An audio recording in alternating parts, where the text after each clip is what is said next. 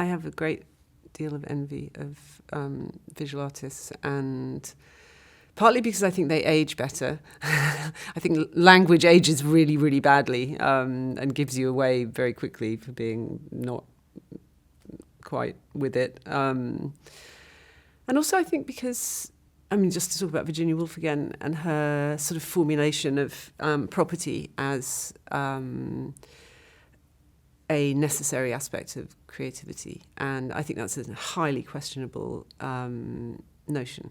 And I think writing really is the thing you can do if you have nothing. And okay, it's nice to have your own room, but you can still, with a bit of paper and a pen, you can still write. And what's interesting to me about visual art is that it really does, it is a socio-economic challenge, and we see the cliched figure of the artist starving in their garret. So there's this idea that the artist has to sacrifice themselves in some way to meet this socio-economic challenge, and I think that space, the socio-economic space that is all around a painting is, it's harsh. It's harsher than the reality of the object of the book, but it's intransigent in some way. There's something unchangeable about that, something completely concrete about that I find very alluring.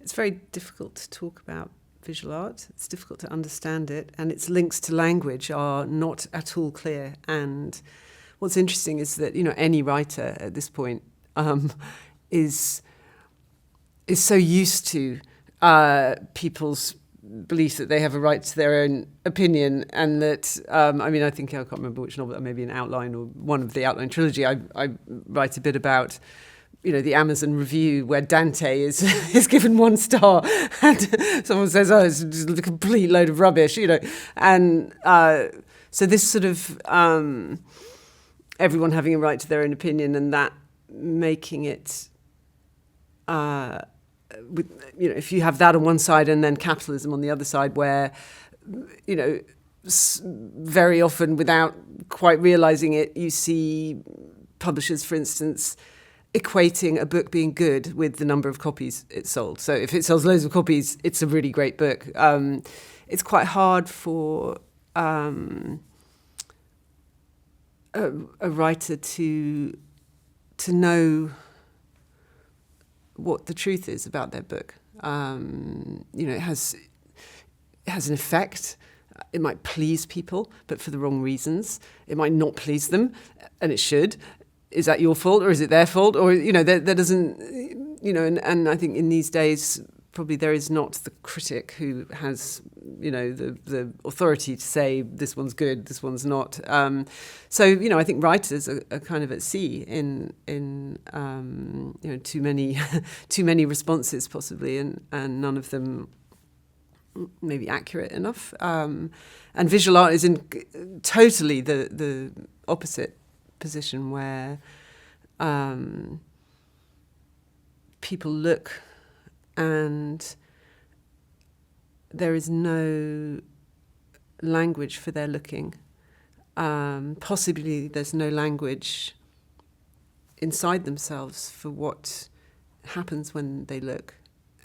And there's no language either, maybe, for what part of themselves is corresponding with the thing that they're seeing. And abstraction, I think this is probably true throughout the history of art. But abstraction has really, really taken the question and made it very, very clear. Why are we looking at things, and what happens to us when we look at them? What if someone asked us what was going on, what would we say? Really that notion is at the origins of Parade, because I felt that space was a space of possibility, and a kind of meeting place, I guess, for a human entity who's the person who created the image, with the human entity, the person looking at the image, with something so undefined happening between those two people in a way that, in a book, there's this illusion that, one person is writing the book, one person is reading the book. I mean, it's not really an illusion, because that is what always happens in the act of reading. I mean, unless it's being read aloud or something and everyone's listening to it at the same time. There's a feeling of person to person in a book that the image knows nothing of.